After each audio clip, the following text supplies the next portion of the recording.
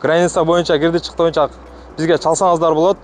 Самый главный бизде опытный водительдер, жолго границага жооп беребиз, ФМСине чейин. Кандай любой проблема болсо өзү чечебиз, жолго документтер жасайбыз. Коркпостон, кыжалат болбостон чалып, толук маалымат алып чыгыңыздар. Жол кira 8.000 ичинде бардыгы ичинде, башка акча бербейсиңер.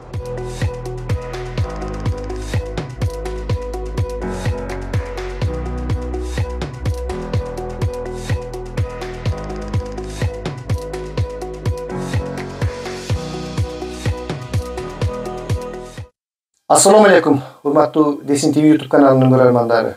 Кече 26 мартта Бишкек шаарынын 1-Май райондук соту Адахан Тимсамбаевич Мадумаровдун үстүнөн козголгон кылмыш иши боюнча чечим чыгарып, бүт жараян болду. Ошол нерселер боюнча биз баштапкы иштеринде расмий жактоочу болуп кошулган, кийин ден соолугуна байланыштуу жактоочу болбой калды.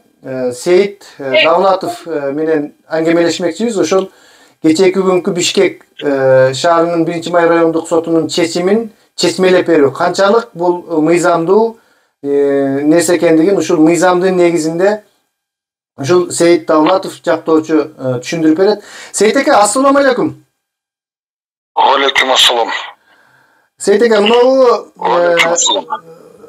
эме кечээки күнкү сотту силерде көрдүңүздөр да, өзүңүз юристсиз, катышып жүргөнсүз. Биз бир топ чечмелегендерин көрдүк. Жанакы кылмыш ишинин эскиргендигине байланыштуу тигиндей мындай деп. Эми мыйзам жагынан алганда бул кандай болуп калат? Ушундай практикада болобу? Мисалы үчүн көп эле мен өзүм кылмыш иликтөөдө иштеп жүргөм. Көп эле баягы кылмышкерлерди издөөдө анын мөөнөтү өтүп кеткендигине байланыштуу издөөдө токтолуп, башка дагы токтолуп, деги эле кылмыш иши өзү козголбойт эле да мыйзам боюнча. Бул жерде кандайча ушул нерсе срок давности болуп өтсө дагы 15 жылдан козголду. Деги эле козголушу мүмкүн беле? Ушул мыйзамдын негизинде көрүүчүлөргө түшүндүрүп берсеңиз, кечээки окуя боюнча ушул Адахан Тимсамбаевич Мадумаровдун соттук чечими боюнча. Макул, жакшы болот.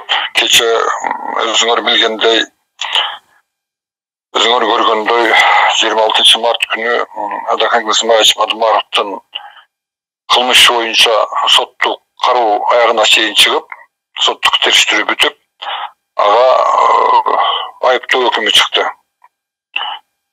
Айыптоо өкүмү ага 2 берене боюнча айыгылган да. Биринчи мамлекеттик чыккынчылык, үчүнчү 209 алдамчылык беренеси боюнча. Берене боюнча тең күнөөлүү деп таап, бирок кылмыш жоопкерчилигине тартуу мөөнөтүн эскирүү мөөнөтү өтүп кеткендигине байланыштуу жаза чектебей күнөөлүү деп таап, бирок кылмыш жоопкерчилигинен бошотуу каралган да. Ушундай талап менен прокурор, сот катышып аткан мамлекеттик айыптоочу прокурор дагы күнөөлүү деп таап, бирок мөөнөт өтүп кеткенине байланыштуу жаза чектебөөнү суранган да. 2 берене боюнча. Ошондо кечеги өкүмдө сот тарабынан айыптуу деп табылып, 2 берене боюнча тең. Хотя бул беренелер боюнча иштин материалындагы топтолгон далилдердин жыйынтыгы менен, чакырылган күбөлөрдүн көрсөтмөлөрүнүн жыйынтыгы менен ага узулган айыптар боюнча күнөөсү далилденген жок. Наоборот, анын күнөөлүү эмес экендиги далилденип атат да. Мындай учурда бул актуу өкүм чыгыш керек болчу, бирок тилекке каршы андай болгон жок. Бул жерде эң таң кала турган жери, таң калыштуу жери. Прокурор өзү суранып атат. Күнөөлүү деп таап, бирок кылмыш жоопкерчилигине тартуунун эскирүү мөөнөтү өтүп кеткенине байланыштуу кылмыш жаза чектебей, жаза чектегенде болбойт да, жаза чектебей бошотууну. Бирок ошол учурда прокурор экинчи суроосу менен күнөөлүү деп таап, бирок өкүм күчүнө киргенге чейин камакта кармоону суранды. Бул таптакыр мыйзамга туура келбейт.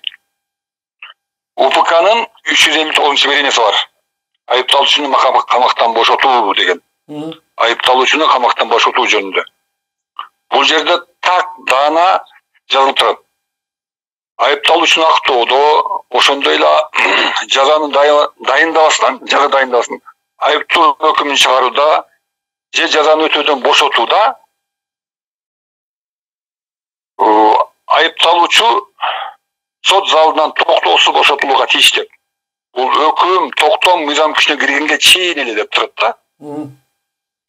Айыпталуучуга карата өкүм мыйзамдын күчүнө киргенге чейин камакка алууга байланышпаган бөгөт коюу чарасы тандалып алынат деп турат. Демек бул жерде ошондой өкүм кабыл алгандан кийин күнөөлүү деп таап, мөөнөтү боюнча аны жаза чектөөдөн бошотулгандан кийин автоматтык түрдө токтоосуз сот залынан бошотуш керек болчу. Бул тарыхта биринчи жолу болуп атат да, мындайчы. Ушул жерде УПКнын 359 беренесинин талаптары, ушунун ченемдери одон өтүрдө бузулду сот тарабынан. Деги эле бул иш башынан баштап эле козголгон эле мыйзамдардын талабын өтө одону бузуу менен жүрүп келген да. Даже айыптоочу тарап сот тагын күнөөлүү деп тапкан учурда дагы мөөнөтү боюнча бул кишини баштан баштап эле камакта кармоого мыйзам жол бербейт болчу. Ошого карабай ушакка чейин камакта кармап келишти да. Бул таптакыр өтө одоно мыйзам бузуу болду. Бүгүнкү күндө эми ал азыркы жаңы УПК боюнча өкүм, айыптоо өкүмү дагы, актоо өкүмү дагы 1 айдын ичинде күчүнө кирет да. 1 айга чейин даттанууга убакыт болот. Эгер даттаныла турган болсо, ал күчүнө кирбей калат. Демек бул киши дагы шаардык сотто, Бишкек шаардык сотунда каралып, ал жерден бир чечим кабыл алганга чейин камакта кармалат. Мыйзамсыз кармалат.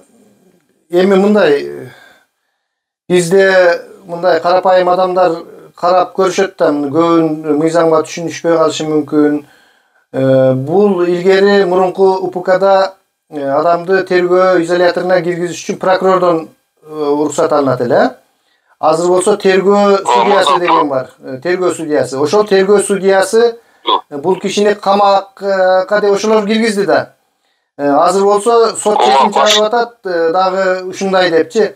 Демек мындай бизде мыйзам бузуу ким тарабынан, менин оюмча, юрист катары мен баа берет элем, бул ошол тергөө судьясы тарабынан бузулуп бул киши камалды. Ошол эле учурда азыркы акыркы соттун чечиминде дагы чыгарылбай жатат сот залынан. Ошондо мен туура эле чечмелеп жатамбы же бир-эки жери ката болуп калдыбы? Мындай толуктоо иретинде башынан баштап эле бул кишиге кылмыш иши мыйзамсыз козголгон. УПКнын 27 беренесинде так даана жазылып турат. Мөөнөтү өтүп кеткен кылмыш иштери боюнча кылмышы козголбойт деп турат. Козголгон иштер УПКда козголгон иштер кыскартылууга жатат деп турат. Токтотулууга жатат деп турат. Эгерде мурда козголгон болсо кыскартылат. Эгерде кийин кандайдыр бир кылмыш жөнүндө маалымат болуп калса козголбойт. Ошондой болуп калабы?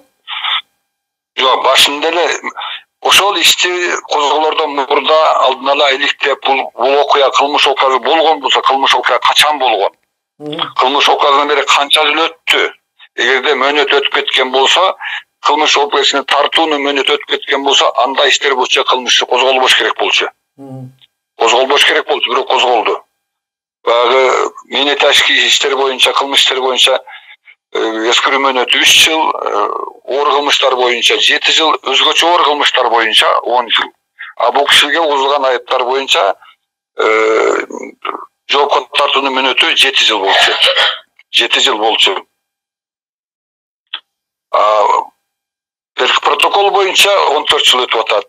Кийинки козулган алдамчылык боюнча дагы 9 жыл өтүп атат. Бул кишиге мыйзам эгер иштегенде бул кишиге кылмыш козголбош керек болчу.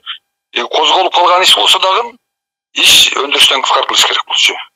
Башынан баштап эле. Бул жерде тергөөдөн кетип атат. Эң биринчи тергөөдөн кылмыш козголгон тергөөдөн кетип атат. Чоң мыйзам бузуулук. Анан кийин аны бекитип берген прокуратурадан кетип атат. Анан кийин аны тергөөчү өтүнүч келтирип атат. Тергөө учурунда качып кетпесин деп. Мадумаровду камакка алуу боюнча аны тергөө судьясы канааттандырып камакка алып коюп атат. Ушунун баардыгы мыйзам бузуу менен болуп келип атат да. Таптакыр адамды эмне үчүн камакта кармайт? Аны кийин жоопко тартыш үчүн. Булар өзлөрү билип туруп жоопко тартканга жол бербешин билгенден кийин билип турат. Анткени өнөтө өтүп кетип атпайбы? Камакта кармаганга таптакыр мыйзам жол бербейт болчу, бирок камакта кармалып турсакка чейин. Алардын баары өттү кетти, тергөө болду, 60тан ашык күбө суралды. Суралган күбөлөрдүн бардыгы Мадумаровдун пайдасына көчмө беришти. Дээрлик бардыгы. Ал протокол боюнча анын аракетине кылмыштын курамы жок экендиги анык далилденди соттук отурумда, соттук териштирүүдө.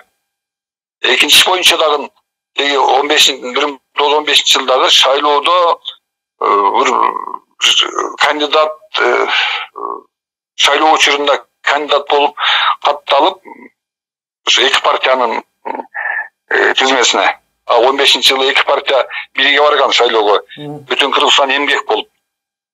Ал убакта добуш кандидатка эмес, адамга эмес, партияга берилчү. Анан кантип ал акчаны бердим эле, анан мынча миң 15 000 добуш алып берем деди. Андай болушу мүмкүн эмес болчу. Таптакыр мүмкүн эмес болчу.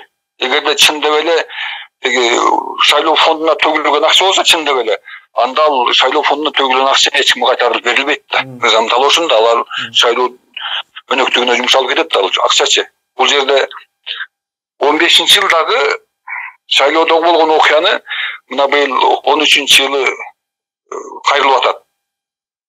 7 жыл нарыктан 5 жыл, почти 9 жыл өткөндөн кийин кайрылып атат. 9 жылга чейин эмне бул жерде ал киши? Эмне кылып жүрдү? 9 жыл кайрылбастан ошо акчаны талап кылбай, чында ошо акчаны берген болуш акчаны алып койгон болсо, анан деги эле бул Мадумаров мамлекетке чыккынчылык кылды, анан бирөөнү алдап кетти деген бул таптакыр мындай чындыкка жакындабаган, ал кишинин эми баягы билебиз да, ал кишинин мүнөзүн, ал кишинин ким экендигин, ал киши мекен үчүн күйүп келип аткандыгын, ал киши андай иштерге такыр барышы мүмкүн эмес экендигин коомчулук деле билет, бардыгы эле билет, бирок тилекке каршы ушундай айыптар козулуп, ушул боюнча сотто күнөөлүү деп табышты. Эми булардын күнөөлүү деп таап, могу сот айыптоо өкүмү чыккандан кийин жана айтып өтпөдүмбү? Камакка алынган айыпталуучу соттун өкүмү же токтому мыйзамдуу күчүнө киргенге чейин сот залынан токтоосуз бошотулууга тийиш деп турат 359-биринде. Бирок ошол биринин талабы да аткарылган жок да кечеги сотточу. Билбейм, кайсыл мыйзамга, кайсыл биринеге таянып туруп өкүм күчүнө киргенге чейин камакта калтырылды. Мен 25 жылдык тажрыйбасы бар адвокат катары акылым жетпейт да. Сейтбек, азыр эле айтып өттүңүзбү? Жаңы УПК боюнча жанакы 1 айдын ичинде деп, аны кандай түшүнүп калсак болот? Жок, ал мындай да, бирикте жазып атпайбы? Токтом мыйзамдуу күчүнө киргенге чейин, айыптоо өкүмү мыйзамдуу күчүнө киргенге чейин айыпталуучуну актоодо, ошондой эле жазаны дайындабастан айыптоо өкүмүн чыгарууда. Жаза дайындалган жок да буга. Буга жаза чектелген жок да буга. Мөөнөт өтүп кеткендигине байланыштуу. Ошондой өкүм кабыл алынды. Мындай учурда ошо кабыл алынган өкүм күчүнө киргенге чейин эле ошол өкүм кабыл алынган учурда токтоосуз камактан бошотулууга тийиш деп атат. А бул өкүм 1 айда күчүнө кирет да. 1 айда күчүнө кирет. Эч ким эки тарап тең даттанбаса, бул өкүмгө даттануу келтирилбесе, жогорку турган сотко бул өкүм 1 айда күчүнө кирет. Бирок бул жерде жазылып атат. Ошол өкүм күчүнө киргенге чейин эле мындай учурда айыпталуучу, камакта кармалган айыпталуучу токтоосуз сот залынан босотулууга тийиш деп турат. Түшүндүрө алдымбы? Түшүндүрө алдыңыз. Бул жерде камакта алып калганда камакта калтырууга мыйзам жол бербейт болчу, бирок булар ушундай мыйзамдын талаптарын өтө сот бийлиги ушундай кадамдарга барып атат да. Сиз ошол көп жылдык тажрыйбаңызды айтып калдыңыз. Ушул мындай көрүүчүлөргө түшүнүктүүрөөк болуш үчүн ушул Адахан Кимсанбаевичтей болуп срок давносту өтүп кеткен ишке ушундай тарыхта болду беле, ушинтип кылмыш иши козголду. Болгон эмес. Тарыхта мен уккан эмесмин, мындай болгон эмес. Мен биринчи жолу туш келип атам ушундай соттун аракетине. Мындай болбогон. Анткени айыпталуучуга жаза чектелбегенден кийин жаза чектөөгө болбойт, мыйзам жол бербей атат. Анын мөөнөтү өтүп кеткенине байланыштуу жаза чектелбейт, жаза дайындалбайт. Анан ал жаза дайындалбаган адамды дайындоого мыйзам жол бербей турган адамды камактагы кантип камакта калтырат? Кантип ушуга чейин камакта кармашты, менин акылым жетпейт да. Эми камакта кармабайды. Үй камагына чыгарып эле тергөө берсе болот болчу, үй камагына чыгарып туруп эле соттук териштирүү жүргүзсө болот болчу. Сейит эке, эми мындай да, бул мына шаардык сотко кетет эми. Ал жерден дагы эгерде ушундай чечим күчүндө калтырылып калса, жогорку сотко кетиши мүмкүн. Анан жогорку сот дагы муну калтырып койсо, ошондо аябай эле убакыт көп кетет экен да. Чыкпай эле отура береби Адахан Кимсанбаев ошол жогорку сотко чейин. Мындай, азыр тиги шаардык соттун кабыл алган чечими, өкүмдү кандай кабыл алса дагы өкүмдү бузуп кайра жөнөтүп коебу, же күчүндө калтырып коебу, шаардык сот угузулган учурдан баштап күчүнө кирет. Ошол күнү күчүнө кирет да. Эгерде шаардык сот райондук соттун кабыл алган кечээ кабыл алган өкүмүн күчүндө калтырып отурган болсо, ошол жерден чыгыш керек. Анын үчүн бир ай жатыш керек дагычы. Ошол бир айдын ичинде жогорку сотко кайрылса эмне болот? Жок, анан жок, ал айтып атпаймынбы, шаардык соттун кабыл алган чечими акыркы болобу? Акыркы эмес, жарыя өкүмдү жарыя кылган учурдан баштап күчүнө кирет шаардыкы. Уже ошол күчүнө киргенден кийин ал аткарылышы керек. Күчүнө кирген соттун чечими өкүм болобу, чечим болобу, токтом болобу аткарылууга жатат. Ал ошол күнү чыгарылышы керек. Ошого чейин бир ай өтүп атпайбы, бир ай. Эгерде шаардык сот кабыл алган чечимден нааразы болгон тарап жогорку сотко кайрыла турган болсо, шаардык соттун чечими уже күчүнө кирип калып атпайбы? Ал уже күчүнө кирди ал. Күчүнө кирип, бул кишини үйүнө коюп берип, жогорку сотко чейин үйүндө жүргөнгө мүмкүнчүлүк болуп калат экен да. Шаардык соттон кийин. Ошол периодта, мисалы үчүн бул эми спорный болуп атат да, булар күнөөлүү деп таап атат сот. Бул киши депутаттык креслосуна кайра барганга укугу болобу, же бир чечим келгичекти жогорку кеңешке бара албайбы? Азыр райондук соттун чечими бир айдан кийин күчүнө кирет, күчүнө кирилет. Бирок сот залынан бошотулуш керек болчу. Бишкек шаардык сотунда каралганга чейин бул киши камактан чыгып, эркиндикке чыгып, ал соттун өкүмү күчүнө кирген жок да. Күчүнө кирбегенден кийин ал жогорку сотко, жогорку кеңешке барып, өзүнүн ордуна барып, жогорку кеңеште шаардык сотто каралганга чейин толук иштегенге укугу бар болчу. Депутат катары. Анткени анын мандаты соттун өкүмү күчүнө киргенден кийин гана мандат жөнүндө маселе көтөрүлөт. Азыр соттун өкүмү күчүнө бир айда кирет деп атпаймынбы? Анан эгерде сиз айтканыңыз боюнча Сейит эке, бир айдан кийин кандай болгондо дагы Адахан Кимсанбаевич чыгат экен, бир айдан кийин. Кандай болгон чечим болгондо дагы чыгат. Ошол чыгып, бирок бул күчүндө калды деп коелу, айыптуу деп таап. Жогорку сотко кайрылса, ошол жогорку сотко чейин деле ал киши демек депутат болуп, жогорку кеңешке бара берет экен да. Жок, эгерде бул боюнча калтыра турган райондук соттун кечеги чыгарган айыптуу өкүмүн күчүндө калтырган болсо, ал шаардык соттун өкүмү баштап күчүнө кирип атпайбы?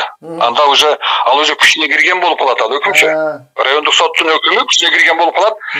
Мадумаров Günölүү болуп табылып калып атпайбы? Günölүү деп таап айыптоо өкүм чыгып атпайбы? Günölүү деп таап.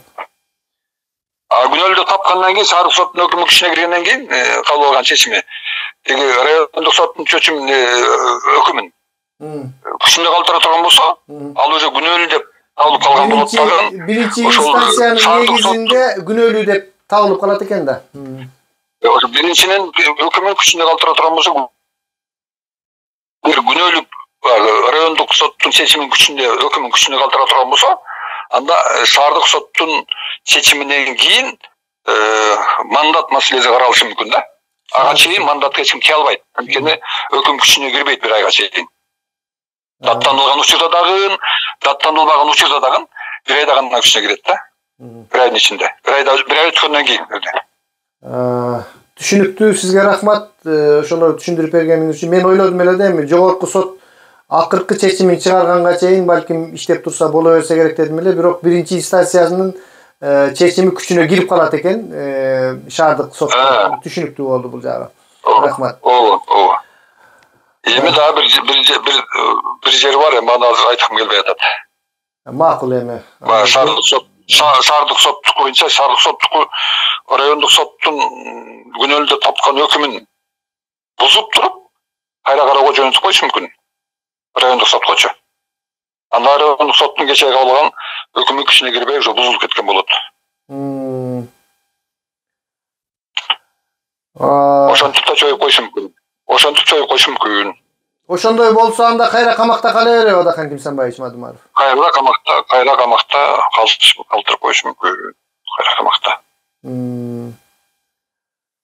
Анда ушундай жагдай. Сейит байке, ушул ден соолугуңузга карабай бизге ушинтип маек бергениңизге сизге чоң рахмат. Көп нерселерди түшүнүп алдык. Мен дагы эми бул УПКнын көп нерселерин унутуп калдым. Анан баягы сизден сурап жакшы түшүндүрүп бердиңиз. Сизге ден соолук каалайбыз, урматтуу көрөрмандар. Жактоочу Сейит Давлатов азыр ушул белинен операция болуп, эми жакшы болуп келатат, реабилитация болуп. Ошол Орозонун күндөрүндө ушинтип лечение кылып атат. Агабыз чоң рахмат, биздин каналыбыз айтат. Саламатта калыңыз анда, Сейит эке. Макул, саламатчылык болсун, силердин ишиңерге ийгилик, аман болгула, тынч болгула, кармаган орозоңор кабыл болсун. Рахмат.